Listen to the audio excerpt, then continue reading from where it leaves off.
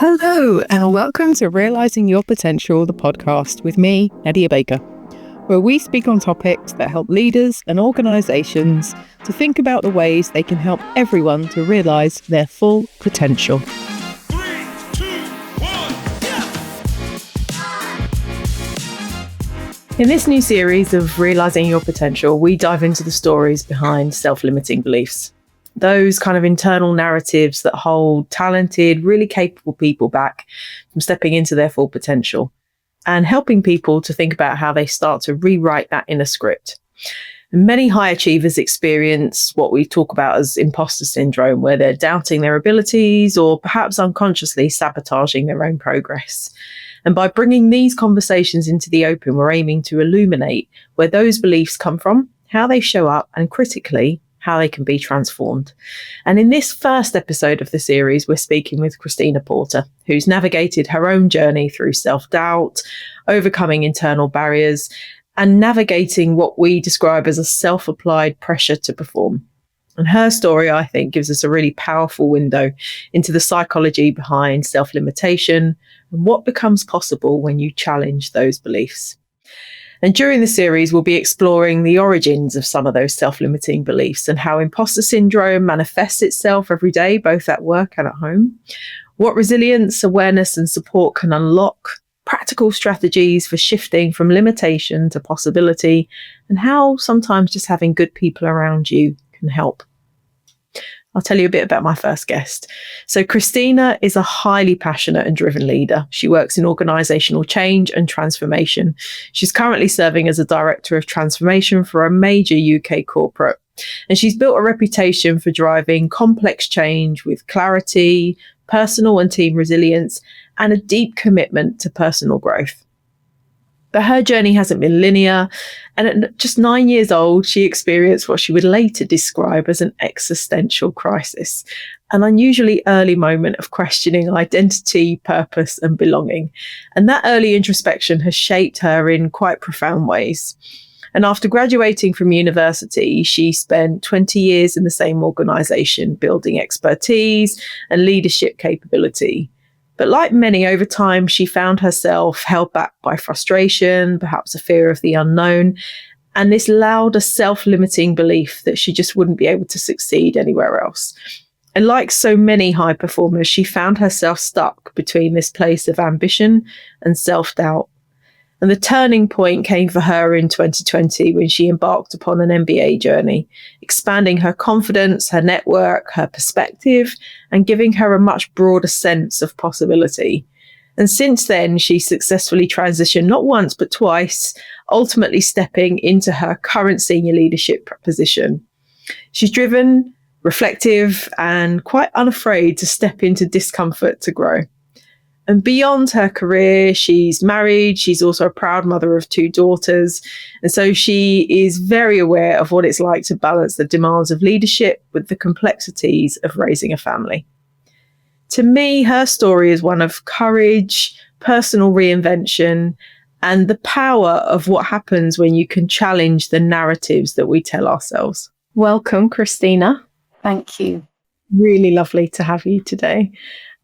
A joy. And everything in that bio talks to the very reason that you're here today. So thank you for joining me. I've got some questions, and I know I sent some to you beforehand, but knowing you and I, it'll probably end up just being an off-the-cuff conversation. I'm sure we'll probably go a bit off-piece, but I feel like we couldn't start going through your journey and your reflections without talking about that really pivotal moment with you at 9 years old and that existential crisis that we spoke about. And I remember the exact moment you talked to me about that as well. We were walking across the grounds in Henling, just reflecting, taking a break during the learning journey. And I remember thinking, wow, how incredibly scary, but also blessed that you could discover something like that about yourself very early on.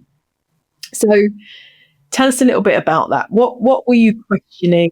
How did you feel like it shaped you as you were growing up? Yeah, it was only during that MBA journey that I reflected enough to realise that what I'd had was an existential crisis at age 9.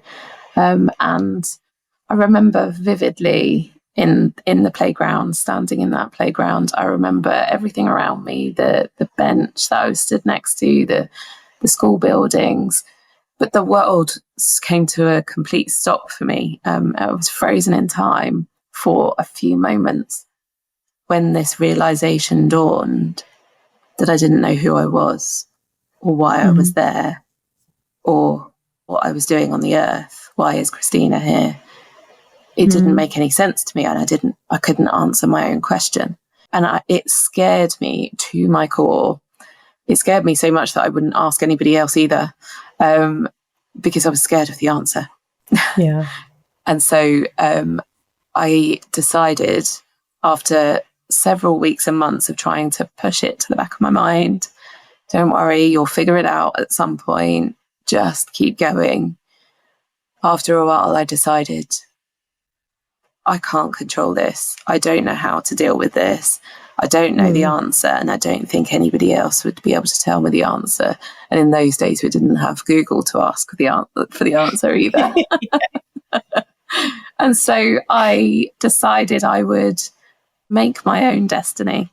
I would give myself my own reason for being here. And that was the way I was able to control how I dealt with that uncertainty as it is now. Continuing to look for what I can control.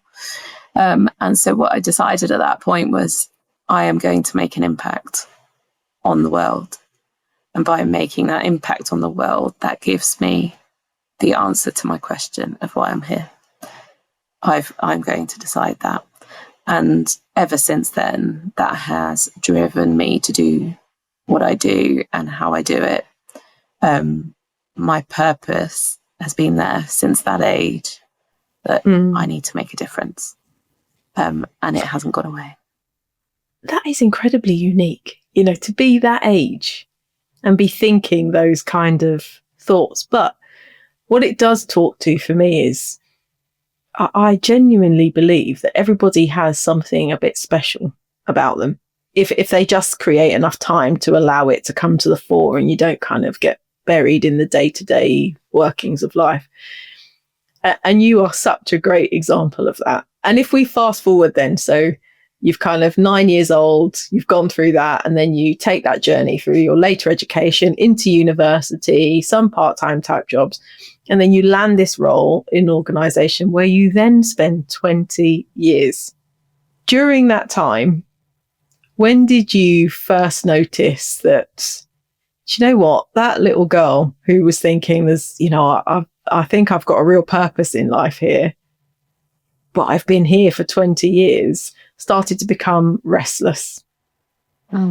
So I stayed there so long because of the opportunities I was given, those opportunities that continued to open up, and I was able to do more and more throughout my time there, and some amazing things that I feel like I managed to achieve. But it was in the last kind of 5 or 6 years where I'd been at the same level for some time. And I felt that although I was getting great feedback and I was working with the C-suite, the top table on a day-to-day basis, and was told, I had the potential to be part of that group, it never came. And I was at that same level for so long, it felt like, without being given all of the opportunity to do things and to have an impact, but not to the extent that I wanted. Always having to sing someone else's tune rather than work one out for myself, and be able to bring people along on my own tune, which I thought then, and I continue to think now, but I've widened my my outlook on it now. But actually, then I thought the way that I can have the biggest impact on the world is if I'm the CEO, if I'm the managing director, or whatever the top job is in that organization. If I'm in that seat, then I can have a bigger impact than I can from being in the audience. It's a belief that I continue today, but it got me stuck, feeling stuck where I was, because I just couldn't see that opportunity opening up. And for so many years, I thought, I just need to work harder. I just need to give more. I just need to get them to notice me. I just need to get into the right room so that they can see me. But I was in all the right rooms. I was right in front of them every day. I was excelling in what I was doing. I was delivering against every target, every objective, getting great feedback, learning, taking constructive feedback and adapting all the time, reinventing. Still, it didn't come. And I realized that it's either me in this organization that's stopping this from happening, or it's the organization itself that maybe there's a ceiling, or it's both. And so maybe I need to do something different. As you're describing that, it brings to mind this sense of the size of your universe. You know, if I think about your thinking at 9 years old and probably in your everyday life, knowing you and just how broad you think about things. But when you become part of a machine or you become part of this universe, if you like, it all becomes this big. It's all just this big. And so the way I'm going to make a difference is to get into that C-suite role or to that CEO type role. And I know you'll talk about this a little bit, but it can be so much broader, right? Because if your purpose is to make a difference, there's so many ways you might be able to do that. And I think what you've described there, and you've talked about some of the opportunities you had, but I'd imagine over those 20 years, the internal friction was growing. Purpose, capability, wanting to make a difference versus that sense of maybe it will come, maybe someone will notice, maybe something will happen. What was keeping you there for so long? Could be fear, could be loyalty, could be any number of things. What was it? I think it was all of those things. Absolutely. I think what stands out most for me is how I thought that universe was all I knew. It was all I knew, but that's why I was good at what I did, because I knew everything. I had an immense amount of knowledge about the organization, the industry, and how it worked. And just through the longevity of my time there. And so I thought that's what made me good. That's what made me good at what I did. That's what got me the great feedback. It wasn't me, it was my knowledge. I needed an intervention of some kind to tell me or to help me work through. Actually, it's not the knowledge that makes me good, because I can do things in different ways or in different places in subjects I'm not familiar with and still excel. And so, yes, I make mistakes along the way, but it doesn't mean I can't do it. And so I shifted my perspective to say, and it was only during that MBA journey, but I went out to do this MBA because I thought, I need to work that out. I need to prove to myself that it was a personal thing to do the MBA. It wasn't, although it was professional, it wasn't to prove necessarily to anyone else. It wasn't to have the accolade. It was to prove to myself that I can do this elsewhere, that there's a world out there that's open to me that I'd always thought wasn't accessible. And it absolutely did that and more. It opened my mind up to there's all these amazing people like yourself, Nadia, that I met who I identify with. I'm part of this group and they're amazing. So I'm not limited to where I thought I was. And during that MBA journey, I decided that I wanted to get a distinction in that MBA because I wanted to make an impact, and that was another way to make an impact. And so I threw everything into it, and I got the support around me to do that. And I went for it. And that drive to get to that goal of a distinction. I wouldn't take anything less, and I would have been disappointed if I hadn't got it. But also at the same time, feeling very fulfilled with all the other things that I got from the MBA. But I would have had that niggle. Oh, if only I'd tried harder, done a bit more, I would have got there. That's the same. That's me. That drive to just want to be the best that I could possibly be. Yeah, I've lost your question now in my mind. No, you're spot on with the question, and it what you're describing there talks to that internal friction that I was describing. That probably got louder and louder because, I feel safe in this confine of this organisation, and the permission I'm waiting for somebody to notice that I'm good enough versus actually I know I've got this internal drive and it's like I just need to be unleashed. It's almost like you were waiting to just be unleashed, or give yourself permission to be unleashed, I think is probably a much better description of that.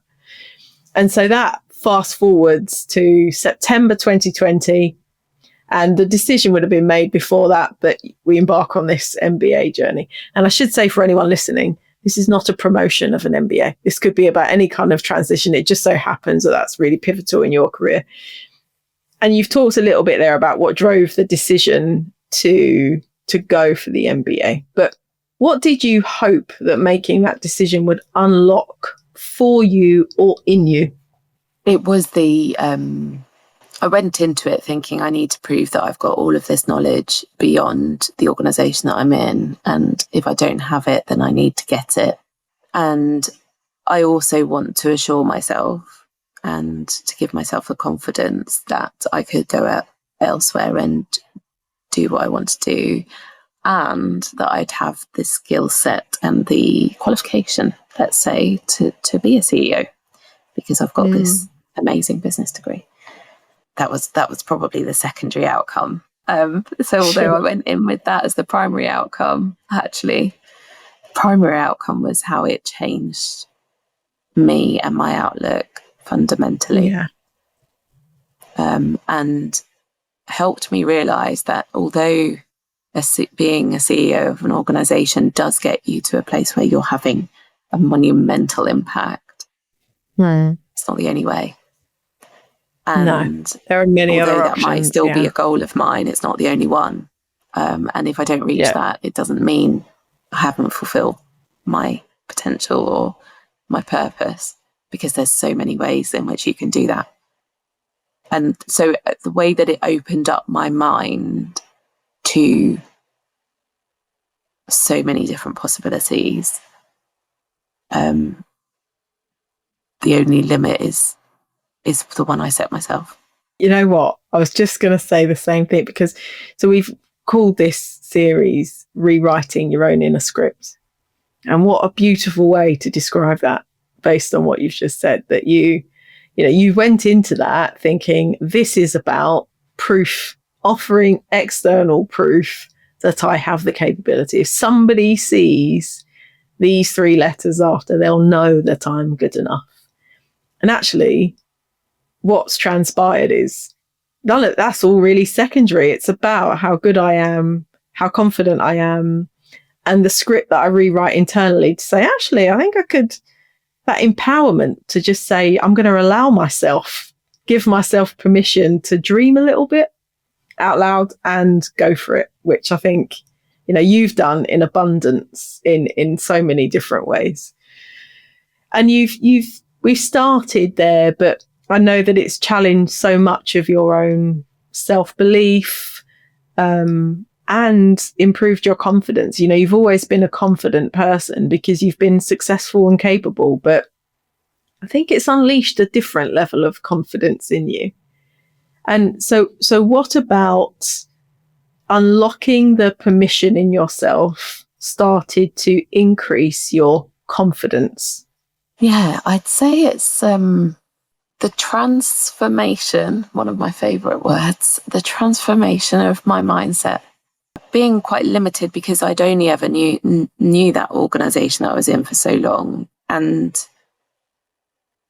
so then my thought process, although I knew a lot about business and I'd done a lot of different things in that time that I was there, turned my hand to many different activities. I was really lucky to have so many different opportunities. As I said before, I was limited by what I believed was, this is all I know. And the MBA showed me that it wasn't. And it showed me actually a way to identify then what it was that I had that went beyond organisation or industry or knowledge. And I learned to focus on strengths over weaknesses. And it, even just outside of that, I remember hearing Jimmy Carr talking about biology. If you're not good at biology, you're never going to be good at biology. Don't do biology. Don't focus on biology. Don't try and improve your biology knowledge or skill.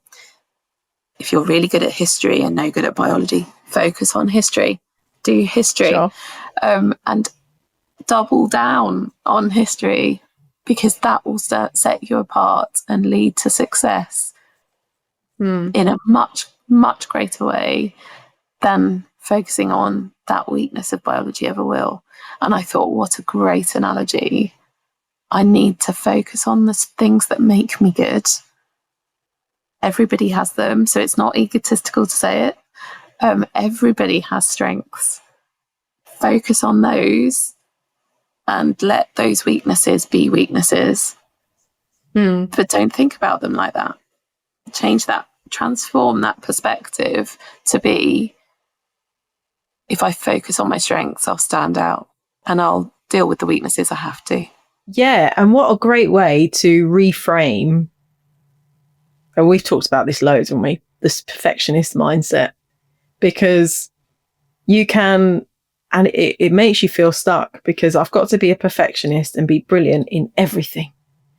And that is impossible, because you just, especially the further you move through life, you just can't be, can you? It's just not possible.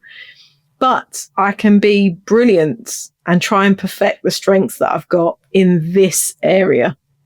And that's exactly what you're describing, which, and we'll come to this, has propelled you past that point where you probably felt a bit stuck to where you are today. And I'm sure where you're going to go to thereafter, because you're not anywhere near the end of that journey at all. We've covered there very briefly, but you've been somewhere for 20 years. This narrative internally, this friction gets louder. Then you make this really pivotal change. And let's not underestimate the commitment as well. You know, you've got a young family, you've got many commitments, and I'm going to embark upon 2.5 years of study to self-reflect and grow during that journey. And it's a big, big commitment. And so you hope that off the back of that comes something good, right, in you. And I think it's fair to say it has, because you've been bold and you said, you know what, I'm going to overcome that self-limiting belief and I'm just going to jump. I'm going to go somewhere else. And you've done that once and then you've done it again. What did you learn about yourself from feeling like you couldn't take those skills anywhere to moving organization into 2 really big roles as well, we should say? What did you learn about yourself during those transitions? Yeah. What a journey it was. I learned the biggest thing I learned was that I could do it. I've done it. I did it. I'm doing it. The organisation I moved to was completely different to where I was. It was so much bigger, vastly bigger, illogical from the outside, logical once you're in, but coming into it did not make sense to me. Completely new industry. So I went from being the one that knew everything and everyone to being the one that knew nothing and no one. Or so much it might seem, but actually because of the experience of that intervention for me, the MBA, where I was able to understand who I was and what I was about, I was able to go into that organization with the confidence in myself to then say, I can make a difference here, regardless of the fact that I know nothing and no one. I know a lot. And so I focused on what made me who I am. The person that brought me into that organization, I'll be forever grateful to. He recognized that in me from day one, and that's why he brought me in. And that helped that transition, because he understood that I was making a massive shift and gave me the support. So I do think there's more to it than the self-belief. There is having the right support system around you and building that support system to continue to reinforce that belief, but it has to come from within. And so the biggest thing that I did to try and help me with that transition was reflection. I learned a lot about that during the MBA journey, how to do it properly. And the long commutes that I had to the office, although they were frustrating at times, up to 2.5 hours each way when the traffic wasn't great.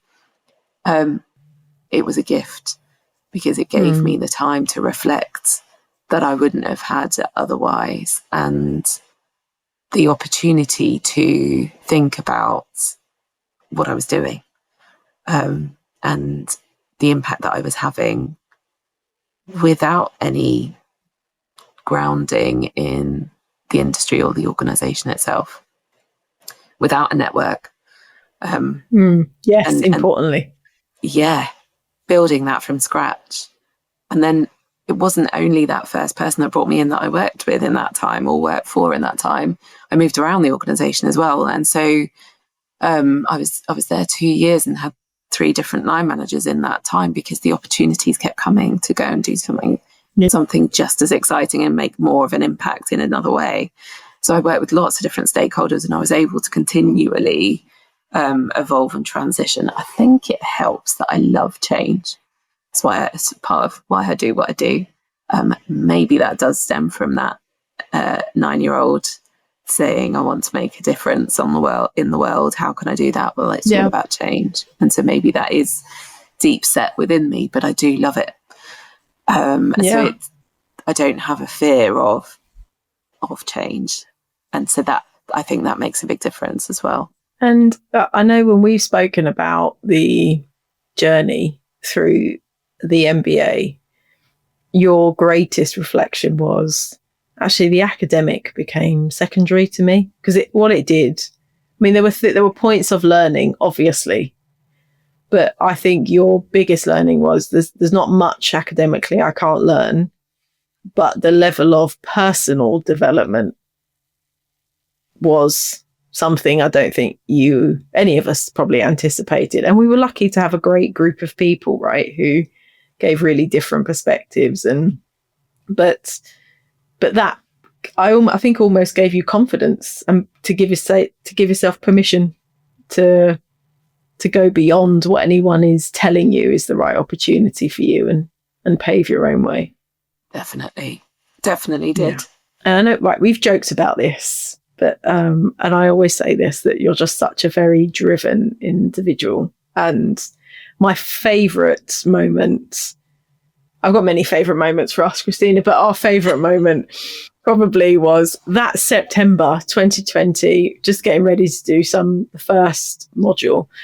And I had a conversation with you one-on-one, and you said, I just need to be the best. Like, I just need to make a difference, and I need to be the best. And I remember being so struck by your confidence in saying that. And I thought, I really like this lady. And we hadn't met, not really. But I love that about you. And it was actually quite inspiring to be around somebody who wanted just more. But I think you've been channeling that drive and passion in a lot of different ways over the last 5 years. So what fuels that drive for you today versus what it might have done 6-7 years ago?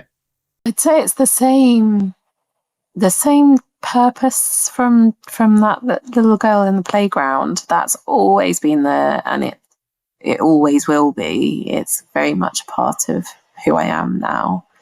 But more recently, it's been the way that I can make an impact, the way that I can fulfill that.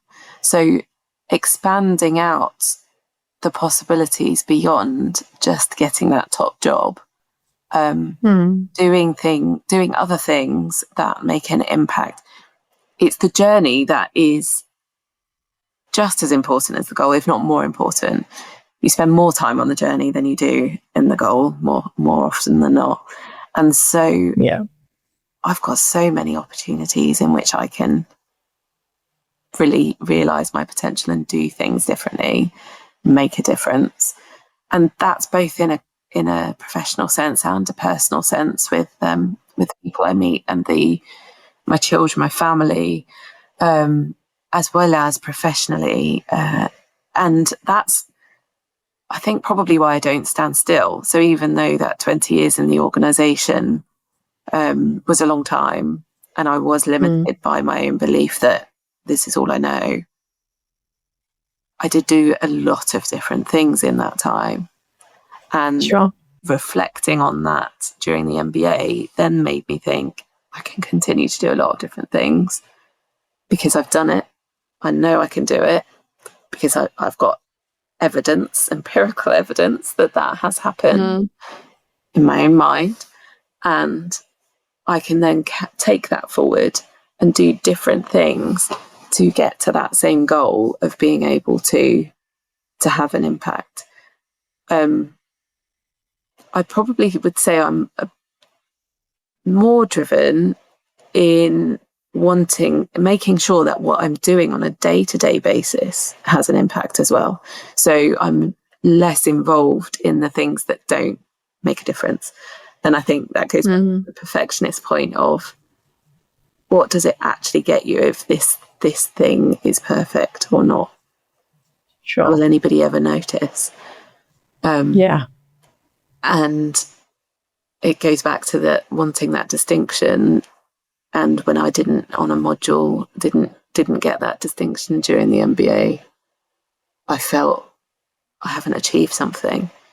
And then went through the stages of reflection and realised it doesn't need to be perfect. You can't all be good at everything. And it's going back to then those beliefs around strengths versus weaknesses, and you can't. No one is good at everything. It's finding the things that make you stand apart. And look, we don't have enough time on this podcast to unpack some of that, but the levels of personal growth in that are huge. You know, from this environment where you're almost waiting for permission and consistently trying to validate your capability to somebody, whether that's through your qualification, your deliverables in work, or the grades that you're getting on some of your assignments. That sense of validation, and many, many people experience that. If I just do enough, if I'm perfect enough, somebody will recognize and somebody will give me the opportunity. And what you've done in the last few years is turn that whole narrative on its head and just unleash your own permission to say, actually, I think I'm pretty good. I'm gonna believe in myself. And for anyone listening, what we should make clear is that self-drive, you are constantly working on those strengths. You're constantly personally developing, constantly trying to learn from others. You never, ever stand still. But that's a really different motivator to saying, I just want to really make sure those strengths are amazing, to doing it to validate your capability or worth to somebody else, which is a beautiful journey. I've loved seeing that in you, which is wonderful. So look, I don't want anybody listening thinking this is all about how you must go off and do an MBA, because it absolutely isn't. It isn't. That just happens to have been your journey. So if you're listening to somebody who's feeling a bit stuck right now, whether it's in their career or they think they could be doing something different and they just don't trust themselves to succeed if they took a chance, what would be your advice to them? The main thing that stands out above everything else, and we've talked about it already, it's the reflection. It's understanding your strengths, working those out, and then focusing all your time, all your reflection time, all your personal development time, making that personal development time to begin with, and then focusing it on refining those strengths. I spend a great deal of time on reflection, and I'm lucky in some ways that my commute allows me to do that, gives me the time to do that. But I'll do it for 5 minutes in the shower. I'll do it while I'm out taking a walk. It can be anywhere, doing anything. I've tried journaling, but that doesn't work for me. It's just it's just the thought process, and bringing those thoughts to the forefront that remind you that you can do things, you can do what you set out to do. Your strengths are yours, and they're yours to do with what you want to do with. And the only thing that's in your way is you. I feel like we could end it there, but I feel like I'd be doing a disservice, because I deal with a lot of people in my coaching practice who just don't even know how to identify those strengths. If you start to explore that, they're actually not sure. I don't know what I'm good at. All I know is I do a good job, and I do it every day. So what practices or support systems would you recommend for people who are struggling to identify some of those strengths, or perhaps even their purpose? That could be mentoring, coaching, self-reflection, journaling, which doesn't work for you and I, but could work for others. What would you suggest that they do? I think try everything. Try something. Start somewhere. Think about what are the things that people comment on a lot. I would start there to work out where my strengths are. So what are the things that people talk about that I can do? And then make a list. There'll be hundreds. There will be. Everybody's got hundreds. You only need to focus on a handful. And it's those, for refining that list to that handful that really sets you apart. And then asking others, is this what you see in me? Do you think these are my strengths, or would you put something else above it? Give me some examples of where you've seen me at my best, and what does that really look like? And having that as a conversation with someone really helps uncover, even if you don't agree with what they're saying, it helps you understand and internalize why you don't agree with it, or why you do agree with it, and pinpoint for yourself where those strengths are, and then continue that with that reflection and the periodic check-ins as well around, have I refined these strengths? Have they grown? Are they still standing out? Or have I got something else I didn't realise that I'm good at? And Sure. For me personally, I'm finding things all the time. I'm finding things I'm not good at as well, but finding things all the time that I didn't know I was good at. And that's the great reward of having a growth mindset, that you then go out and try different things that then allows you to build an even bigger set of skills in your toolkit that you can take to anything.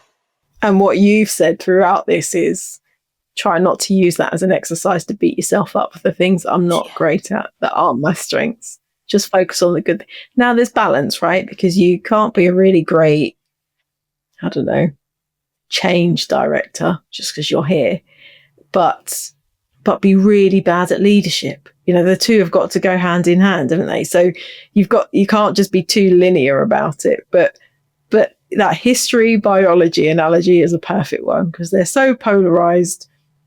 Choose your lane and find what you're really good at. So looking ahead now, you're in a new role, doing amazingly. What does realizing your potential mean to you now and going forward? Yeah. And it means the same as it always has. So it's still about making a difference and having an impact on the world. But now the difference is doing it in ways that aren't limited to one track. There are many tracks, there are many forks in the road, and I can take any of them and still achieve that same impact, or if not greater, than if I'm stuck in one. So that's one part of it. Another part is realizing that I'm realizing my potential every day. I'm not waiting until I get there to have an impact. I'm going to do it now, and I'm going to do it tomorrow, and I'm going to do it the next day, and I'm going to continue to do that. And that gives me such joy and peace in my life, because I know I've done what I've setting out to do. And even if some things don't go well and setbacks happen, it doesn't mean that I'm not moving forward. You mentioned earlier about the destination and journey, and what you've just so beautifully covered there is that realizing your potential is an everyday thing. You've got to do it every day. Like, don't wait for that big destination. And if I can achieve that thing, I'll have realized it. Because I don't think it ever ends, does it? Especially if you're quite a driven person, you just keep finding the next thing that you want. Mm-hmm. So, I mean, how beautiful to hear that it brings you peace by but not standing still, not settling, but peace in knowing that I'm actually doing it. It's wonderful, really great. And as you were talking through this podcast, I was thinking, if we'd have said to 9-year-old Christina, I know what the perfect thing is, you're having this crisis, you should work in transformation and change. You'd probably thought, what? But how connected they are. I want to make a difference. I want to leave a legacy. And I've absolutely no idea what that looks like, which is the challenge for many people, right? I don't know how to, this thing that I know I want to do, I don't know how to actually make that happen. And you are living proof that if you can just allow yourself to find the strengths and allow yourself to continually develop those and give yourself permission to have a bit of ambition, learn, refine them, that you can align to your purpose. And when you're there, you'll find peace, and you'll just keep getting better and better, and the opportunities come. As somebody who's taken a bit of a journey with you over the last few years, I just adore talking to you, because I can see the personal journey and just what an inspiration you'll be being to your 2 daughters and your family. So, and to all of us, obviously. So I'll wrap up, Christina. Thank you so much for your time. And of course, I'll finish by just saying, look, if somebody's listening to this and you're feeling like you want to move past your own self-limiting beliefs, you want to rewrite your own inner script, then reach out. Talk to me about coaching or just for some support. I'm very happy to help in any way that I can. Christina, you have a wonderful day. You too. Thank you.